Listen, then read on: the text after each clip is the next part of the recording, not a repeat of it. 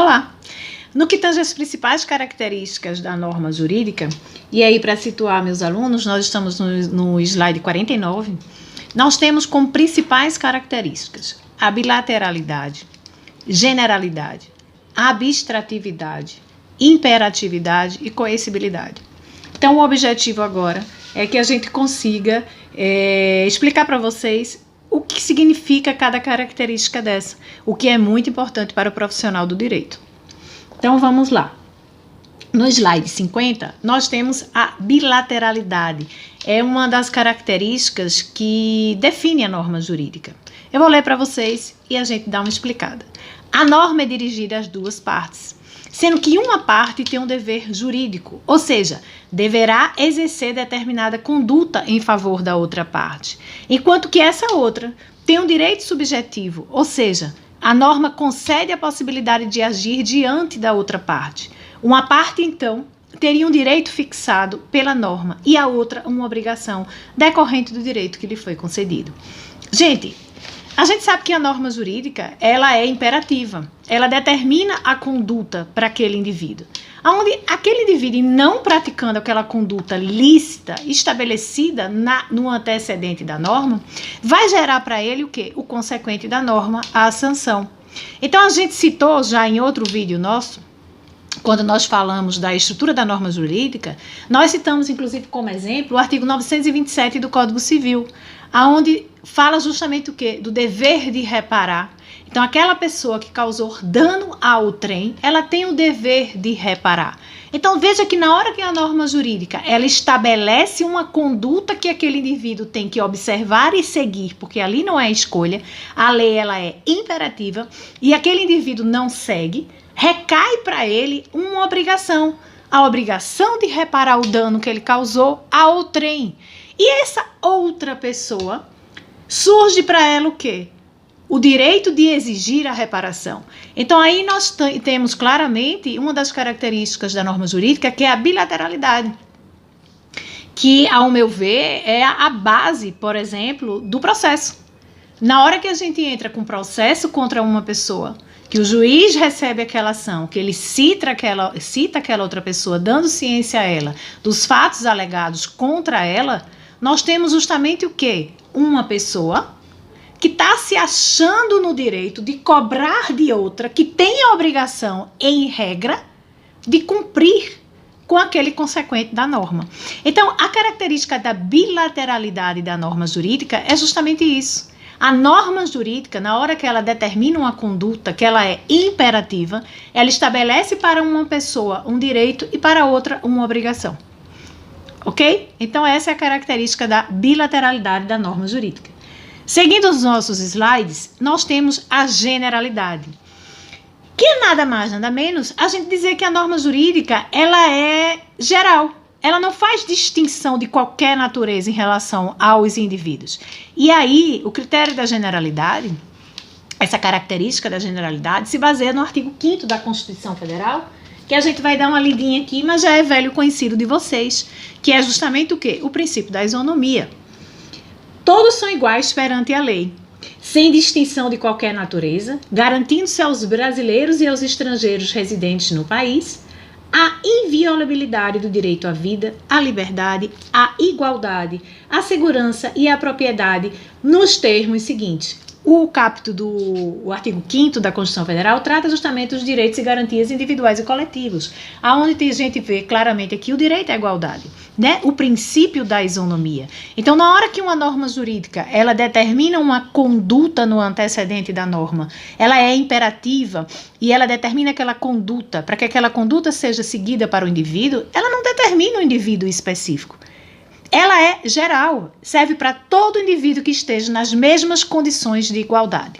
Salientando para vocês, referente ao princípio da isonomia, o princípio da igualdade, que é respeitando as desigualdades que a gente faz a igualdade, tá? Então, quando a gente fala no princípio da isonomia e da generalidade da norma jurídica, a gente diz que a norma jurídica, ela se aplica sem distinção a qualquer indivíduo que esteja na situação de igualdade.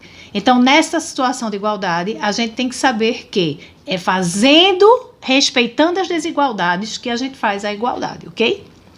Seguindo as características da norma jurídica, no slide 52, a gente tem a abstratividade da norma jurídica, que é justamente dizer que a norma jurídica não foi criada para regular uma situação concreta ocorrida.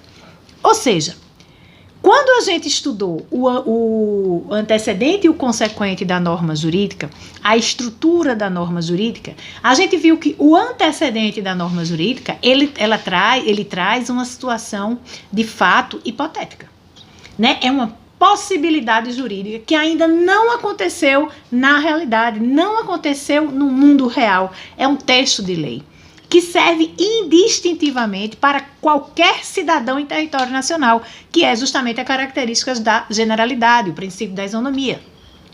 A abstratividade quer dizer que, quando, por exemplo, uma norma jurídica, o artigo 121 do Código Penal, né, que fala em matar alguém, pouco importa, em regra, né, como você vai matar aquela pessoa. O crime de homicídio, seja ele, de que maneira ele foi praticado, ele será caracterizado no crime de homicídio.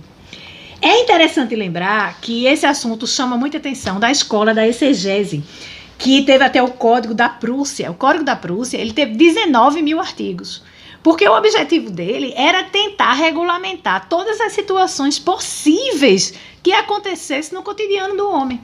E aí, logicamente, quando o Código da Prússia foi publicado, né, os 19 mil artigos já estavam metade deles em desuso.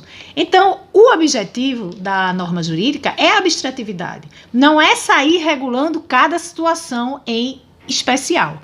Vamos ler para ver se eu consigo ainda destrinchar mais um pouquinho para vocês, para que não fique dúvida nenhuma. Então, estamos no slide 52.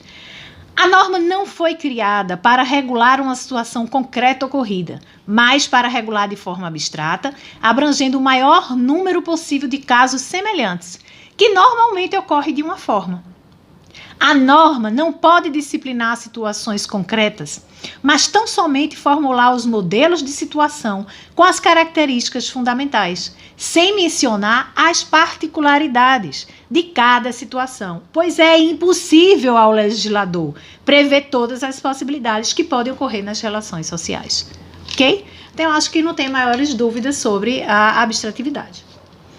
Vamos seguindo para o slide 53, onde a gente tem a característica da imperatividade, onde nós já falamos demais, que para alguns doutrinadores é o único elemento que não pode faltar na norma jurídica, e a corrente doutrinária a qual eu me filio é exatamente essa, que fala justamente o quê? Que a imperatividade da norma jurídica, diz que para ser cumprida e observada por todos, a norma deverá ser imperativa, ou seja, impor aos destinatários a obrigação de obedecer. Não depende da vontade dos indivíduos, pois a norma não é conselho, mas é ordem a ser seguida. Eu costumo sempre falar no meu dia a dia o seguinte: lei não se discute, lei tem que ser cumprida, né? Então, isso pode ser de uma convenção de condomínio do nosso prédio, ou qualquer ato ou qualquer normatividade que tenha, seja regra ou norma jurídica, nós estamos diante de um ato imperativo do Estado, onde a necessidade do homem, que é o objeto de estudo do direito, causou no Estado a criação de uma norma jurídica. E essa norma jurídica, quando ela entra no ordenamento jurídico, ela entra dotada de imperatividade, não cabendo ao indivíduo a faculdade de cumprir ou não. Se ele se encontrar no antecedente da norma, ele vai ter que cumprir. Caso ele não cumpra, ou seja, caso ele descumpra aquela conduta prevista na norma, vai fazer surgir para ele o consequente da norma, a sanção. Isso para qualquer área do direito, ok? Então é imperatividade. No que se refere a coercibilidade, a coercibilidade está ligada à imperatividade e está ligada ao consequente da norma, que é a sanção. Eu vou dar uma lidinha para vocês, para a gente explicar mais um pouco. A coercibilidade, a possibilidade do uso da força para combater aqueles que não observam as normas. Essa força pode se dar mediante coação, que atua na esfera psicológica, desestimulando o indivíduo a descumprir a norma, ou por sanção, que é o resultado do efetivo descumprimento. pode-se dizer que a ordem jurídica também estimula o cumprimento da norma, que se dá pelas sanções, as sanções premiais ou sanções prêmios. Já já a gente vai falar um pouquinho delas, mas teremos um vídeo específico. Essas sanções seriam a concessão de um benefício ao indivíduo que respeitou determinada norma. A coercibilidade é justamente o quê? A coercibilidade é o Estado, quando a lei entra no ordenamento jurídico, como vocês já sabem, ela entra dotada de imperatividade. Ela vai determinar uma conduta, a conduta considerada juridicamente ideal pela regra jurídica no campo do dever ser, para que aquele indivíduo cumpra, para que ele consiga conviver em sociedade. Caso ele descumpra aquela conduta, ele vai cometer um ato ilícito. E ele cometendo aquele ato ilícito, vai cair sobre ele, ou seja, ele vai chamar o consequente da norma, que é a sanção. Então, a gente tem o texto legal e temos o fato gerador, o fato concreto. Então, por exemplo, artigo 121 do Código Penal, matar alguém. Você não matou. Ali é o texto da lei, o antecedente da norma. Mas na hora que você mata, ou seja, que no mundo real acontece aquele fato previsto, descrito na norma como uma mera possibilidade no texto legal, no antecedente da norma, colocado no ordenamento jurídico de maneira imperativa, vai surgir para você uma sanção. Então, isso é a coercibilidade. Existem também sanções prêmios, que são aquelas sanções que elas visam estimular o cumprimento do antecedente da norma.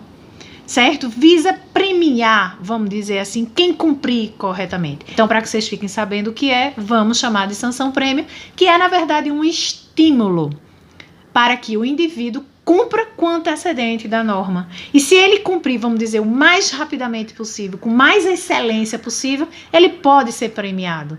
Entendeu? Então é um estímulo para que ele continue cumprindo e continue cumprindo muitas vezes com a maior brevidade, como é no caso, por exemplo, de pagar determinada coisa antes de determinada data, entendeu? Então, na verdade, são chamadas de sanções prêmios. E aí, eu aconselho para vocês a leitura do capítulo 6 e 7 de Introdução ao Estudo de Direito de Alisson Mascaro. Acho importantíssimo, como também nós temos a leitura do livro de Técio, que também é fantástico, onde ele fala das características da norma jurídica e ele fala justamente dos destinatários da norma jurídica. Quando ele fala das características da norma jurídica, ele já chama os destinatários da norma jurídica também no mesmo assunto, trata os destinatários mediatos e imediatos. Eu acho duas leituras essenciais para o aluno de Direito que está se propondo a estudar esse assunto, que é o capítulo 6 e 7 da Introdução ao Estudo de Direito de Alisson Mascaro e o livro de Técio também. Eu acho que são livros de cabeceira, junto com o Vadimécum, nosso Vadimécum, né, que a gente não pode deixar de ler de jeito nenhum e pegar os nossos exemplos no Vadimécum, tá certo? Então teremos outros vídeos onde a gente vai tratar sobre os destinatários da norma jurídica.